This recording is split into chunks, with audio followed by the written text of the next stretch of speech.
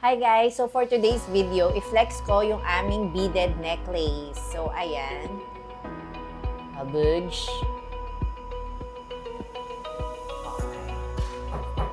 So, ayan. Very similar siya dun sa mga nakikita natin sa mga ang tawag doon, nail cutter. Yan, ganyan siya.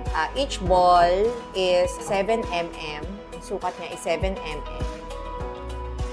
So, ganito siya i-open, guys.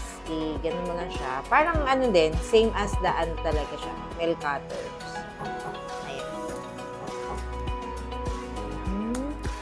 And then, at yan. Pag nilak mo, is ganun.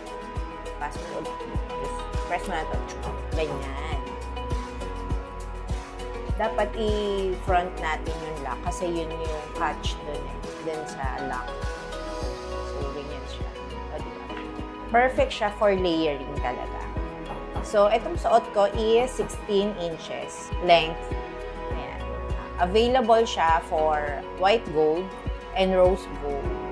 This is pre-order, guys. I mean, made to order. Kasi, handmade talaga siya. And isa-isa namin ginagawa ito. Yung balls and yung stick. And hindi siya moving. I mean, hindi siya yung nagagalaw, nalilipat-lipat. Ganun. Cute siya. Actually, pwede rin siyang bracelet if you want. Ganon.